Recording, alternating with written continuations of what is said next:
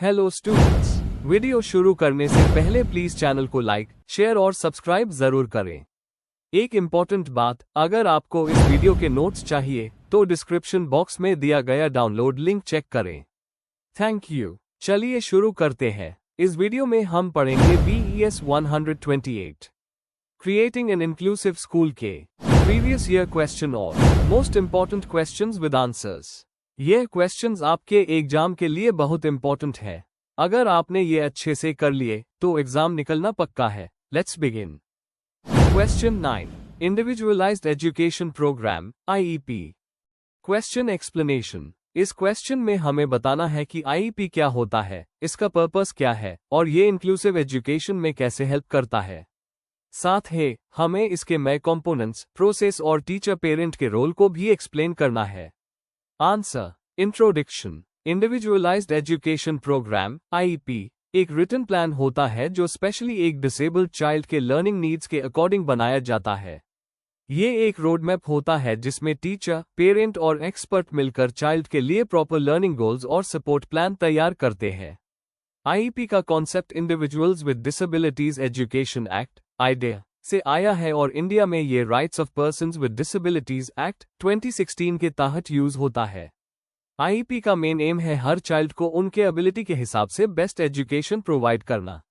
Main body. 1. Meaning और purpose of IEP। IEP एक personalised plan है जो चाइल्ड के परफॉर्मेंस लेवल, लर्निंग गोल्स और सपोर्ट सिस्टम को डिफाइन करता है।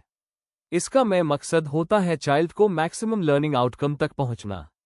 यह इंडिविजुअलाइज्ड इंस्ट्रक्शन पे फोकस करता है ताकि हर बच्चा अपने पेस के हिसाब से सीख सके।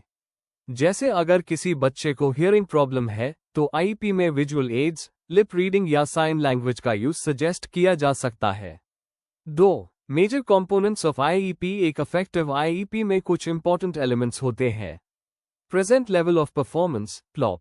चाइल्ड अभी किस लेवल पे है, एकेडमिक्स और डेली फंक्शनिंग दोनों बताया जाता है। Annual goals. शॉर्ट टर्म और लॉन्ग टर्म गोल्स सेट किए जाते हैं जो मेजरेबल होते हैं। सपोर्ट सर्विसेज, थेरेपी, एड्स और स्पेशल टीचिंग मेथड्स लिखे जाते हैं। Assessment methods. चाइल्ड के प्रोग्रेस को कैसे मेजर किया जाएगा, यह डिफाइन होता है। Roles and responsibilities. Teachers, parents और स्पेशल एजुकेटर्स के रोल्स क्लियरली लिखे जाते हैं।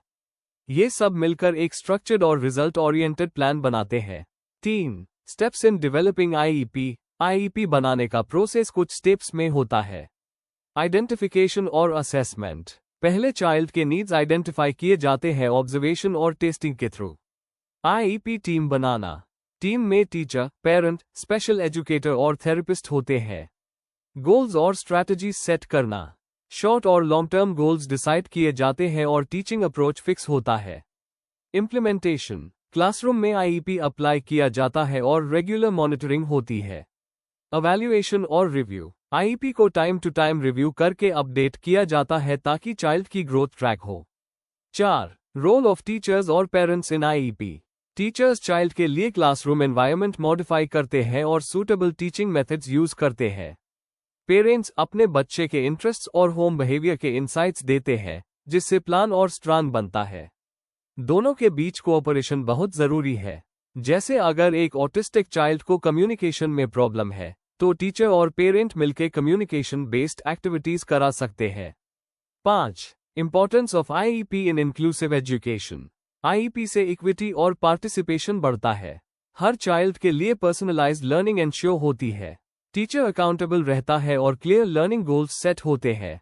स्कूल और फैमिली के बीच कोऑर्डिनेशन बढ़ता है। IEP एक मॉनिटरिंग टूल के रूप में काम करता है जो चाइल्ड के प्रोग्रेस को ट्रैक करता है। कंक्लूजन। IEP इंक्लूसिव एजुकेशन का एक बहुत इंपॉर्टेंट हिस्सा है। ये हर बच्चे के लिए अलग प्लान बनाता है जिससे वो अपनी एबिलिटी के अकॉर्डिंग प्रोग्रेस कर सके। टीचर और पेरेंट मिलके अगर IEP को इफेक्टिवली इम्प्लीमेंट करें तो इंक्लूसिव क्लासरूम सच में सक्सेसफुल बन सकता है। यह प्रोसेस इक्वालिटी, फ्लेक्सिबिलिटी और चाइल्ड सेंटर्ड लर्निंग को प्रमोट करता है।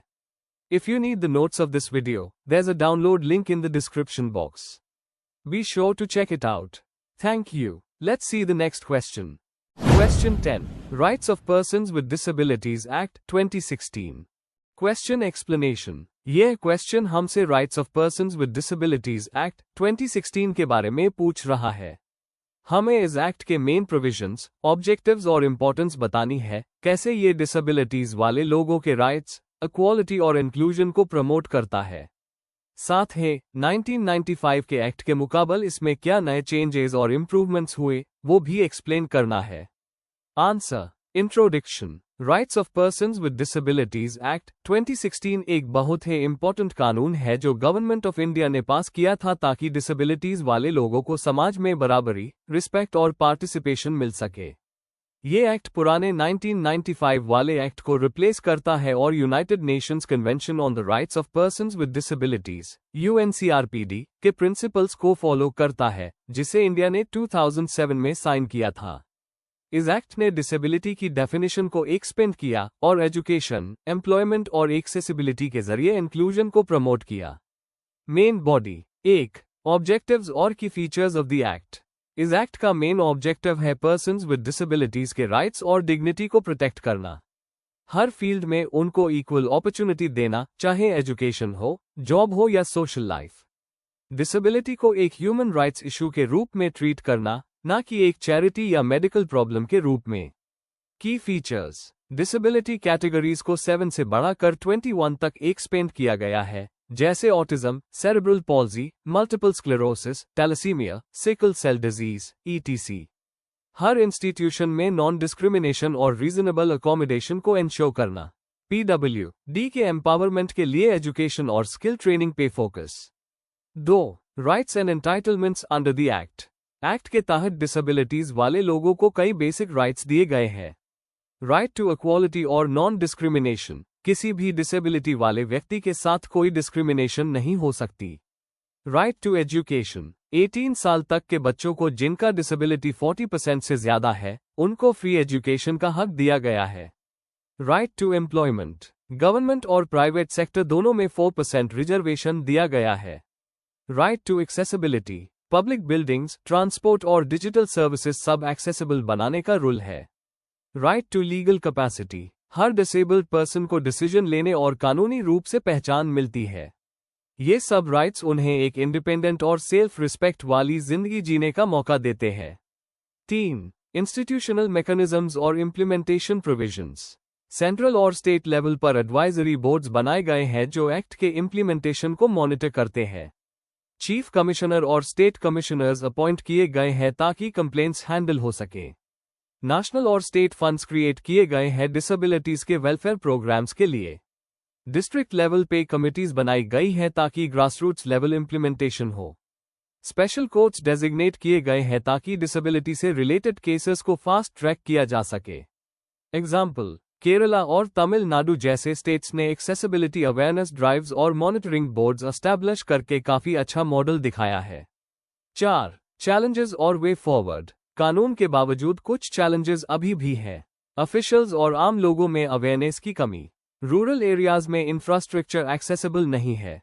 एम्प्लॉयमेंट अपॉर्चुनिटीज कम है और सोशल स्टिग्मा अभी भी है। डिफरेंट डिपार्टमेंट्स के बीच कोऑर्डिनेशन की कमी है। Way forward. अवेयरनेस प्रोग्राम्स और ट्रेनिंग बढ़ाए जाएं। डिजिटल और फिजिकल एक्सेसिबिलिटी को स्ट्रेंथन किया जाए। PWD के लिए स्किल ट्रेनिंग और जॉब सपोर्ट प्रोग्राम्स बनाए जाएं। इंडिपेंडेंट मॉनिटरिंग और एवैल्यूएशन सिस्टम बनाए जाएं। Conclusion. Rights of persons with disabilities act 2016 एक हिस्टोरिक स्टेप है जो इक्वालिटी और इंक्लूजन के प्रिंसिपल्स को प्रमोट करता है। इसने PWD को एजुकेशन, एम्प्लॉयमेंट और रिस्पेक्ट के साथ जीने का अधिकार दिया है। लेकिन जब तक सोसाइटी के लोगों का एटीट्यूड बदलेगा नहीं और एक्ट का प्रॉपर इम्प्लीमेंटेशन नहीं होगा, तब तक रियल इंक्लूजन पॉसिबल नहीं है। अगर आपको इस वीडियो के नोट्स चाहिए तो डिस्क्रिप्शन बॉक्स में दिए गए डाउनलोड लिंक को जरूर चेक करें। Thank you. Let's see the next question. Question 11. Discuss the steps you will suggest to make your practicing school inclusive. Question explanation. इस क्वेश्चन में हमें बताना है कि एक स्कूल को इंक्लूसिव बनाने के लिए कौन से प्रैक्टिकल स्टेप्स लिए जा सकते हैं। मतलब, हमें ये एक्सप्लेन करना है कि टीचर या प्रिंसिपल कैसे ऐसा एनवायरनमेंट बना सकते हैं जहां सभी स्टूडेंट्स, चाहे उनमें डिसेबिलिटी हो, अलग बैकग्राउंड हो या अलग लर्निंग स्टाइल हो, एक साथ सीख सकें। आंसर। इंट्रोडक्शन। इंक्लूसिव स्कूल वो होती है जहां हर बच्चा, चाहे उसका एबिलिटी लेवल, जेंडर, लैंग्वेज या बैकग्राउंड कुछ भी हो, सबको बराबर मौका मिलता है सीखने का। इंक्लूजन का मतलब सिर्फ स्कूल में एडमिशन देना नहीं, बल्कि हर बच्चे को पार्टिसिपेशन और एक्सेप्टेंस का मौका देना है। इसके लिए टीचर्स को करिकुलम, टीचिंग मेथड्स और एनवायरनमेंट में बदलाव लाना पड़ता है। यूनेस्को 2005 के हिसाब से इंक्लूजन का मतलब है सभी लर्नर्स की जरूरतों को समझना और उनके लर्निंग प्रोसेस में पार्टिसिपेशन बढ़ाना। Main body 1. पॉजिटिव और इंक्लूसिव एनवायरनमेंट बनाना। सबसे पहला स्टेप होता है एक फ्रेंडली और सेफ एटमॉस्फेयर बनाना जहां हर स्टूडेंट खुद को वेलकम फील करे। टीचर्स को पॉजिटिव लैंग्वेज यूज करनी चाहिए और डाइवर्सिटी को रिस्पेक्ट करने की हैबिट डेवलप करनी चाहिए। स्कूल में पोस्टर्स, एक्टिविटीज और डाइवर्सिटी डे जैसी सेलिब्रेशंस करनी चाहिए ताकि बच्चे डिफरेंसेस को एक्सेप्ट करना सीखें। एंटी बुलिंग रूल्स भी क्लियर होने चाहिए ताकि हर बच्चा सेफ फील करे। 2. करिकुलम एडेप्टेशन और फ्लेक्सिबल टीचिंग। करिकुलम को ऐसे डिजाइन करना चाहिए जिससे सभी लर्नर्स का इंटरेस्ट और नीड पूरी हो। टीचर्स डिफरेंशिएटेड टीचिंग और UDL universal design for learning का उस कर सकते हैं। विजुअल्स, ऑडियो और टैक्टाइल टूल्स का यूज करके लर्निंग को मल्टी सेंसरी बनाया जा सकता है। असेसमेंट को फ्लेक्सिबल रखा जाए जैसे project work, oral test, ETC। Example के लिए स्लो लर्नर्स के लिए इजी वर्कशीट्स और सिंपल लैंग्वेज में एक्सप्लेनेशन दिया जा सकता है। 3. टीचर ट्रेनिंग और प्रोफेशनल डेवलपमेंट। इंक्लूसिव स्कूल तभी बन सकता है जब टीचर्स ट्रेन्ड और सेंसिटाइज्ड हों। रेगुलर वर्कशॉप्स और ट्रेनिंग सेशंस कंडक्ट होने चाहिए जहां टीचर्स स्पेशल नीड्स और रेमीडियल टीचिंग के बारे में सीखें। टीचर्स को काउंसलर्स और स्पेशल एजुकेटर्स के साथ कोलैबोरेट करना चाहिए। पेयर ऑब्जर्वेशन और शेयरिंग सेशन से टीचर्स एक दूसरे से नए मेथड सीख सकते हैं। 4. इंफ्रास्ट्रक्चर और रिसोर्स मोबिलाइजेशन। स्कूल बिल्डिंग और क्लासरूम सभी के लिए एक्सेसिबल होने चाहिए। रैंप्स, हैंडरेल्स, एक्सेसिबल टॉयलेट्स और प्रॉपर लाइटिंग जैसे फैसिलिटीज जरूरी है। असिस्टिव टूल्स जैसे ब्रेल बुक्स, हियरिंग एड्स और डिजिटल रिसोर्सेज का यूज करना चाहिए। NGO और गवर्नमेंट स्कीम से फंडिंग और सपोर्ट लिया जा सकता है। एक रिसोर्स रूम बनाना भी हेल्पफुल होता है जहां स्पेशल नीड्स वाले स्टूडेंट्स को इंडिविजुअल अटेंशन मिलती है। 5. पेरेंट्स और कम्युनिटी की इन्वॉल्वमेंट। पेरेंट्स और कम्युनिटी इंक्लूजन के प्रोसेस में बहुत इंपॉर्टेंट रोल प्ले करते हैं। रेगुलर मीटिंग्स और वर्कशॉप्स से उन्हें इंक्लूसिव एजुकेशन के इंपॉर्टेंस के बारे में समझाना चाहिए। पेरेंट्स को IEP इंडिविजुअलाइज्ड एजुकेशन प्लान बनाने में इंक्लूड करना चाहिए। कम्युनिटी वॉलंटियर्स भी इंक्लूसिव एक्टिविटीज और अवेयरनेस प्रोग्राम्स में हेल्प कर सकते हैं। कंक्लूजन, इंक्लूसिव स्कूल बनाना एक कलेक्टिव एफर्ट है जिसमें टीचर्स, पेरेंट्स, स्टूडेंट्स और मैनेजमेंट सबका योगदान जरूरी है। जब स्कूल पॉजिटिव एनवायरनमेंट क्रिएट करता है, फ्लेक्सिबल टीचिंग मेथड्स अडॉप्ट करता है और पेरेंट्स को इन्वॉल्व करता है, तभी रियल इंक्लूजन पॉसिबल होता है। इंक्लूजन एक मोरल रिस्पॉन्सिबिलिटी है, सबको इक्वल अपॉर्चुनिटी देना हाई एजुकेशन का असली मकसद है। Before we end, please like, share and subscribe the channel for more such study materials and one important information अगर आपको नोट्स चाहिए, तो डिस्क्रिप्शन बॉक्स में डाउनलोड लिंक दिया हुआ है। जरूर चेक करें। Thank you.